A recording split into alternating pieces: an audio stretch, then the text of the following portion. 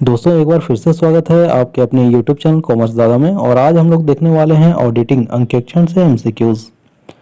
Video start करने से पहले मैं आप लोगों से कहना चाहूँगा कि जितने भी दोस्त इस चैनल पर नए हैं चैनल को सब्सक्राइब करें। अगर वीडियो पसंद आए तो वीडियो को लाइक ज़रूर कीजिएगा और वीडियो को अपने दोस्तों के साथ शेयर ज़रूर कीजिएगा।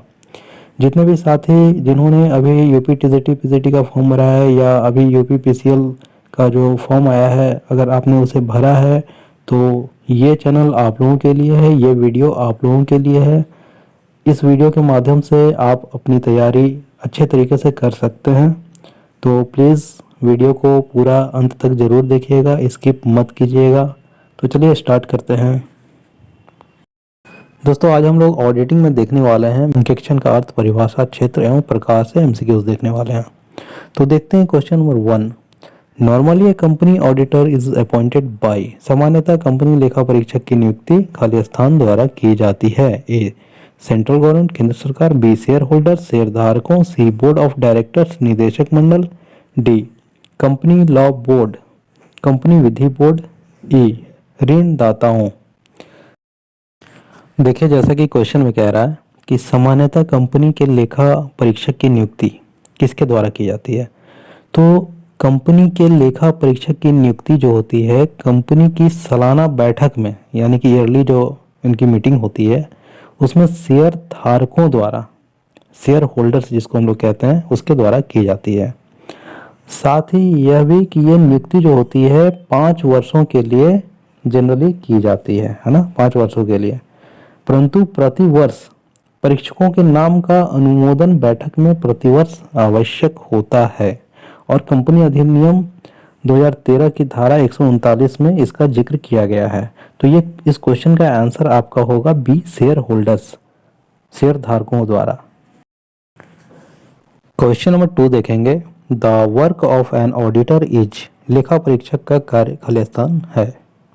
ए to record the books of account, लेखा बहियों का अभिलेखन करना। B to compile various accounts books, विभिन्न लेखा बहियों का संकलन करना। सी रिव्यू द अकाउंट्स, लेखों की समीक्षा करना। D interpret to draw a conclusion from an account, लेखा से निष्कर्ष निकालने के लिए अर्थ निर्वचन व्याख्या करना। E verification of book entries to find out accuracy, शुद्धता ज्ञात करने के लिए बही प्रविष्टियों का सत्यापन करना। जैसा कि क्वेश्चन में दिया हुआ है the work of an auditor is, तो ऑडिटर का कार्य क्या होता है, लेखा परीक्षक का कार्य क्या होता है। तो ए में दिया हुआ है to record the books of account. देखिए अकाउंटेंट का कार्य होता है बुक्स ऑफ अकाउंट में रिकॉर्ड करना, ना कि ऑडिटर का काम, ठीक है। बी में दिया है to compile various account books, compile करना भी अकाउंटेंट का कार्य होता है, ठीक है, ऑडिटर का कार्य नहीं होता है। रिव्यू द अकाउंट्स, ये भी अकाउंटेंट का कार्य होता है, ठीक है। डी में दिया हुआ है interpret to draw a conclusion from an account, लेखा से निष्कर्ष निकालने के लिए अर्थ या व्याख्या करना। तो ये सारे कार्य जो होते हैं ये अकाउंटेंट के कार्य होते हैं। ई में दिया हुआ है verification of book entries to find out accuracy, शुद्धता ज्ञात करने के लिए बही प्रविष्टियों का सत्यापन करना। तो जो ऑडिटर होते हैं उनका कार्य मुख्यतः यही होता है कि जो बही प्रविष्टियां हैं उनका सत्यापन करना, यानी वेरिफिकेशन करना, शुद्धता ज्ञात करना होता है, ठीक है। इन जो बुक्स ऑफ अकाउंट है उनकी क्या एक्यूरेसी है और उनका वेरिफिकेशन ये लोग करते हैं, पूरी तरह से जांचते हैं, देखते हैं। अगर कोई गलती होती है तो उस पर आवश्यक पूछताछ करते हैं। इस क्वेश्चन का आंसर ई होगा। क्वेश्चन नंबर 3 में दिया हुआ है which of the following statement is correct, इनमें से कौन सा कथन सही है। A audit covers several years, लेखा परीक्षा कई वर्षों पर व्याप्त होती है। B audit and investigation both covers several years, लेखा परीक्षा एवं अन्वेषण दोनों कई वर्षों पर व्याप्त होते हैं। C investigation covers several years, अन्वेषण कई वर्षों पर व्याप्त होता है। D to know the average earning capacity of an enterprise is one of the objects of audit, किसी उपक्रम की औसत अर्जन क्षमता जानना लेखा परीक्षा का एक उद्देश्य है। E audit can reveal the financial position of an enterprise, लेखा परीक्षा उपक्रम की वित्तीय स्थिति प्रकट कर सकते हैं। तो ये जो क्वेश्चन पूछा गया है CGPSC असिस्टेंट प्रोफेसर 2014 में पूछा गया है। इस क्वेश्चन का आंसर आप लोगों को कमेंट बॉक्स में देना है। क्वेश्चन नंबर 4 में दिया हुआ है auditor is a watch dog and not a blood Hund statement is given by. लेखा परीक्षक एक प्रहरी है न कि कोई खोजी, यह कथन खालिस्तान ने दिया था। A Lord Justice Lindley, B Lord Justice Lopes, C Luca Pacioli, D Spicer and Pegler, E Montgomery. तो देखिए ये जो क्वेश्चन है CGPSC असिस्टेंट प्रोफेसर 2014 में पूछा जा चुका है। देखिए मैं जितने भी क्वेश्चन आप लोगों को बता रहा हूँ ये प्रीवियस ईयर के पूछे गए क्वेश्चंस है, तो प्लीज़ आप वीडियो को स्किप मत कीजिएगा और सारे क्वेश्चन को ध्यानपूर्वक देखिएगा। आपके आने वाले एग्जाम में ये बहुत ही महत्वपूर्ण क्वेश्चंस हैं। जैसा कि क्वेश्चन में दिया हुआ है auditor is a watch dog and not a blood Hund statement is given by. तो लेखा परीक्षक एक प्रहरी है न कि कोई खोजी कुत्ता। ठीक है, यह कथन जो है किसके द्वारा दिया गया था? तो यह कथन जो है लॉर्ड जस्टिस लॉप्स ने दिया था। ठीक है, किसने दिया था? लॉर्ड जस्टिस लॉप्स ने दिया था। और किस केस में था? ये किंगस्टन कॉटन मिल्स कंपनी 1896 के केस में दिया गया था।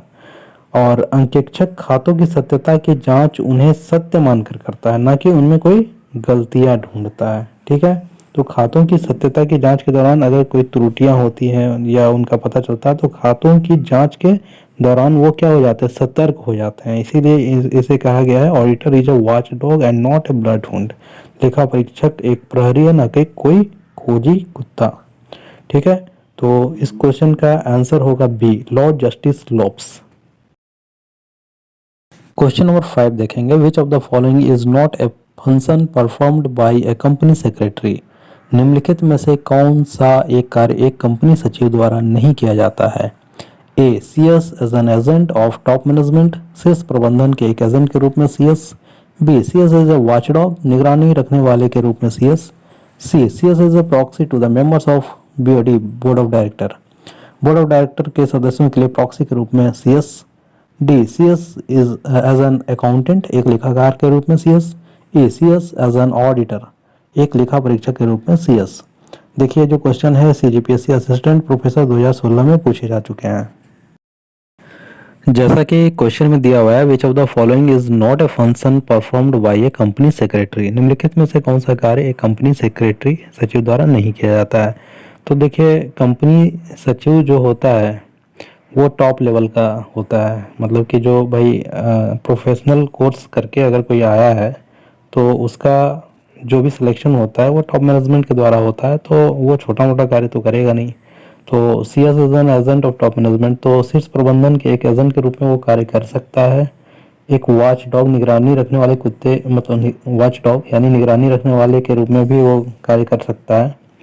और CS as a proxy of the board of director, members of board of director, यानी कि बोर्ड ऑफ डायरेक्टर के सदस्यों के लिए प्रॉक्सी के रूप में भी वो कार्य कर सकता है, लेकिन वो अकाउंटेंट के रूप में कार्य नहीं कर सकता है। ठीक है, सीएस जो होता है वो अकाउंटेंट, मतलब जो ग्रेजुएशन लेवल का बंदा है कोई, वो अकाउंटेंट का कार्य कर रहा है तो उस लेवल का काम वो नहीं करेगा। ठीक है, सीएस इज एन ऑडिटर, और वो क्या करता है? ऑडिटर के रूप में भी वो कार्य कर सकता है, लेकिन अकाउंटेंट वाला कार्य जो है बोलेगा भैया मैं नहीं करूंगा, क्योंकि मैं पढ़ लिख कर आया हूँ, प्रोफेशनल कोर्स करके आया हूँ, मैं सीएस हूँ, इसलिए मैं नहीं करूंगा। तो इस क्वेश्चन का आंसर आपका होगा डी।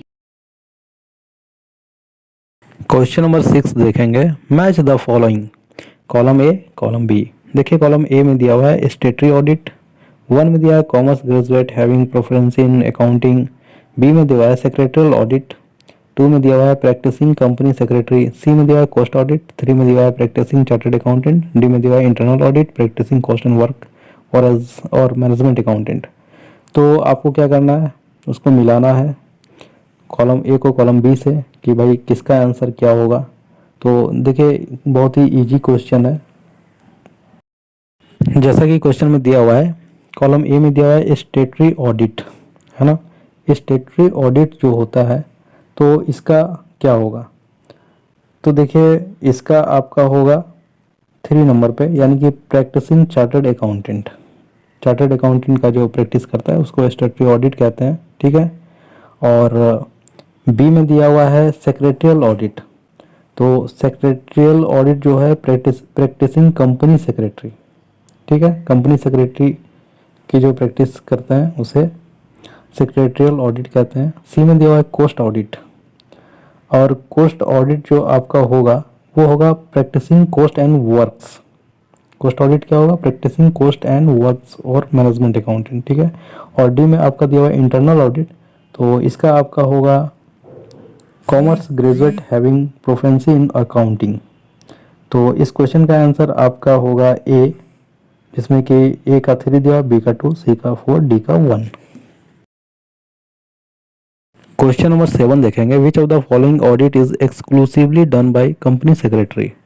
निम्नलिखित में से कौन सा लेखा परीक्षण विशेष रूप से कंपनी सचिव द्वारा किया जाता है? ए स्टेटरी ऑडिट सांविधिक लेखा परीक्षण, बी कॉस्ट ऑडिट लागत लेखा परीक्षण, सी फाइनेंशियल ऑडिट वित्तीय लेखा परीक्षण, डी सेक्रेटरियल ऑडिट सचिव लेखा परीक्षण, ए इंटरनल ऑडिट आंतरिक लेखा परीक्षण। देखिए क्वेश्चन जो है सीजीपीएससी असिस्टेंट प्रोफेसर 2016 में पूछा जा चुका है। जैसा कि क्वेश्चन में दिया हुआ है, which of the following audits is exclusively done by company secretary. तो कंपनी सेक्रेटरी के द्वारा जो ऑडिट करवाया जाता है, ठीक है, किया जाता है। तो इस क्वेश्चन का आंसर आपका डी होगा, इंटरनल ऑडिट। कंपनी सेक्रेटरी के द्वारा क्या करवाया जाता है? आंतरिक लेखा परीक्षण और इंटरनल ऑडिट किया जाता है। तो इस क्वेश्चन का आंसर ई होगा। क्वेश्चन नंबर 8 देखेंगे, The process of verification of cost accounts for the accuracy of data and examination of these records to ensure that they adhere to its principles, plans, procedures and objectives can otherwise be called। लागत खातों के सत्यापन की प्रक्रिया जो इस data की शुद्धता और अभिलेखों की जांच सुनिश्चित करता है कि ये अपने सिद्धांतों, योजनाओं, प्रक्रियाओं और उद्देश्यों के आधार पर हो को कहते हैं। ए परफॉर्मेंस ऑडिट निष्पादन लेखा परीक्षा, बी स्ट्रेटेजिक ऑडिट सामरिक लेखा परीक्षा, सी कॉस्ट ऑडिट लागत लेखा परीक्षा, डी स्ट्रेटरी ऑडिट सांविधिक लेखा परीक्षा, ई सेक्रेटरियल ऑडिट सचिव लेखा परीक्षा। देखिए ये क्वेश्चन जो है सीजीपीएससी असिस्टेंट प्रोफेसर 2016 में पूछा जा चुका है। जैसा कि क्वेश्चन में कह रहा है, the process of verification of cost accounts for the accuracy of data and examination of this records to ensure that they adhere to its principles, plans, procedures and objective can otherwise be called. लागत खातों के सत्यापन की प्रक्रिया जो इस data की शुद्धता और अभिलेखों की जांच सुनिश्चित करता है कि ये अपने सिद्धांतों, योजनाओं, प्रक्रियाओं और उद्देश्यों के आधार पर हो को कहते हैं। तो इस क्वेश्चन का आंसर आपका सी होगा, कॉस्ट ऑडिट लागत लेखा परीक्षा। क्वेश्चन नंबर 9 देखेंगे, which of the following acts do not have any coverage under secretarial audit. निम्नलिखित कृत्यों में से कौन सा सचिवीय लेखा परीक्षा के तहत किसी भी आवरित क्षेत्र में नहीं है? A the companies act 1956 and the rules made thereunder company अधिनियम 1956 और इसके अधीन बनाए गए नियम। B the securities contracts regulation act 1956 SCRA and the rules made thereunder प्रतिभूति संविदा विनियमन अधिनियम 1956 SCRA और इसके अधीन बनाए गए नियम। C foreign exchange management act 1999 and the rules of regulation made thereunder विदेशी मुद्रा प्रबंधन अधिनियम 1999 और इसके अधीन बनाए गए नियम और विनियम। D specific regulation of securities and exchange board of India act 1992 भारतीय प्रतिभूति और विनियम बोर्ड 1992 के विशिष्ट नियम। E payment of bonus act 1965 and the rules thereunder bonus भुगतान अधिनियम 1965 और इसके अधीन बनाए गए नियम। देखिए क्वेश्चन जो है सीजीपीएससी असिस्टेंट प्रोफेसर 2016 में पूछा जा चुका है। जैसा कि क्वेश्चन में दिया हुआ है, which of the following acts do not have any coverage under secretarial audit. निम्नलिखित कृत्यों में से कौन सा सचिवीय लेखा परीक्षा के तहत किसी भी आवरित क्षेत्र में नहीं है? तो इस क्वेश्चन का आंसर ई होगा, payment of bonus act 1965 and the rules thereunder bonus भुगतान अधिनियम 1965 और इसके अधीन बनाए गए नियम। क्वेश्चन नंबर 10 देखेंगे, in a company internal auditor is appointed by, किसी कंपनी के आंतरिक अंकेक्षक की नियुक्ति की जाती है। ए बोर्ड ऑफ डायरेक्टर्स संचालक मंडल द्वारा, बी शेयर होल्डर्स अंशधारियों द्वारा, सी गवर्नमेंट सरकार द्वारा, डी क्रेडिटर्स लेनदारों द्वारा। तो जैसा कि क्वेश्चन में कह रहा है in a company internal auditor is appointed by, तो इंटरनल ऑडिटर को अपॉइंट जो किया जाता है कंपनी में वो किसके द्वारा किया जाता है, तो इस क्वेश्चन का आंसर ए होगा board of directors. Board of director जो होते हैं वही इंटरनल ऑडिटर को अपॉइंट करते हैं। ठीक है, इस क्वेश्चन का आंसर ए होगा। बोर्ड ऑफ डायरेक्टर के द्वारा इसलिए की जाती है क्योंकि कंपनी के जो अधिकारी होते हैं उनके द्वारा संस्था की क्रियाओं पर नियंत्रण रखने एवं उनकी विश्वसनीयता तथा समय पर लेखांकन कार्य की पूर्ति सुनिश्चित करने के लिए इसकी इंटरनल ऑडिट की जाती है। क्वेश्चन नंबर 11 देखेंगे। Latin word order means, Latin शब्द ऑर्डर का अर्थ है ए टू एडजस्ट सुधारने के लिए, बी टू डेयर हिम्मत करने के लिए, सी टू हियर सुनने के लिए, डी टू हेयर यहाँ तक। देखिए जो क्वेश्चन है यूपी टीजीटी 2016 में पूछा जा चुका है। तो जैसा कि क्वेश्चन में कह रहा है कि लैटिन वर्ड ऑर्डर मीन्स, तो लैटिन शब्द ऑर्डर का अर्थ जो है, इस क्वेश्चन का आंसर सी होगा टू हियर सुनने के लिए। देखिए ऑडिटिंग शब्द से ही ऑर्डर शब्द बना है, तो जिसका अर्थ होता है कि सुनना।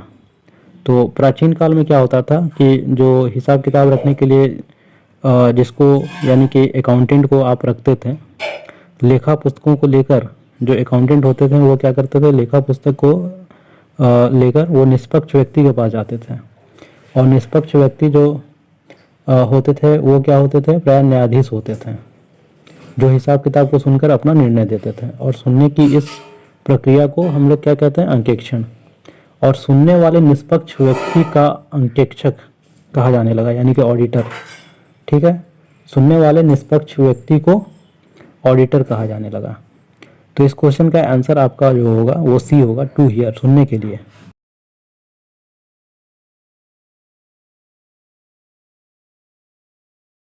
क्वेश्चन नंबर 13 देखेंगे।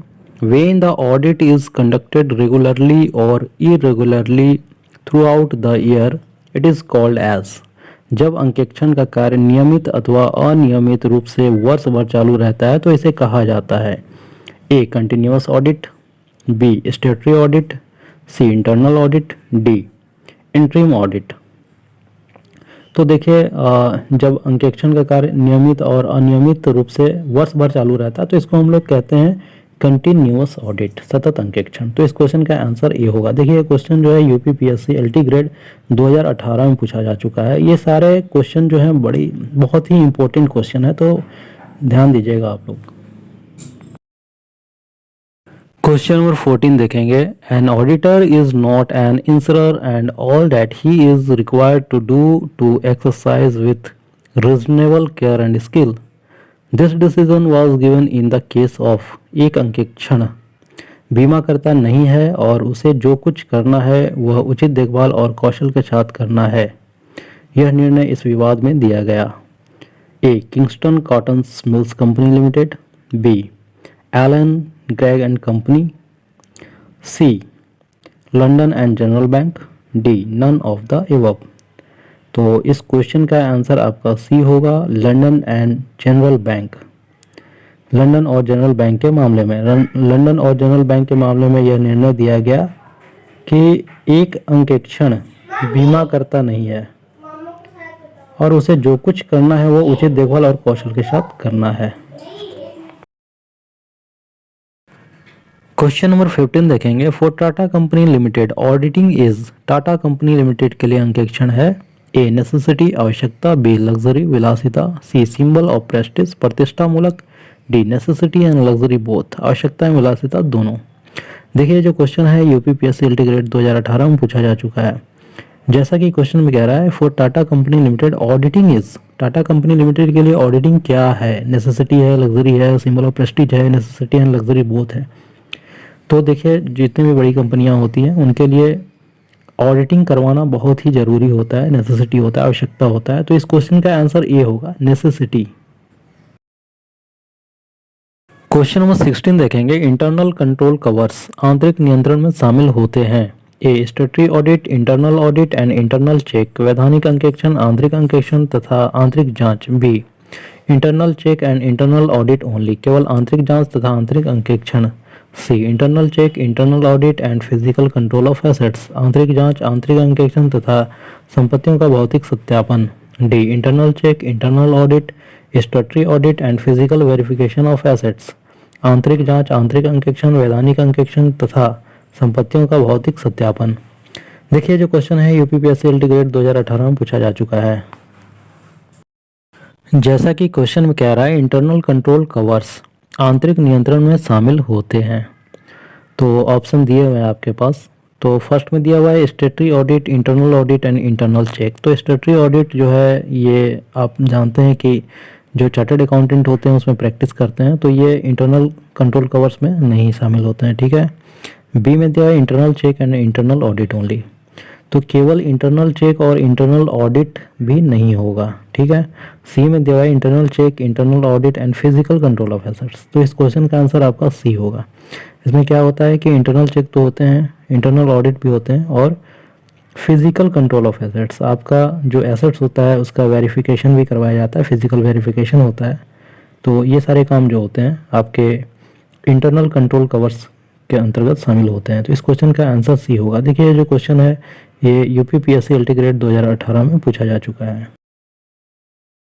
क्वेश्चन नंबर 17 देखेंगे। प्रोप्राइटी ऑडिट रेफर्स टू, औचित्य अंकेक्षण का तात्पर्य है।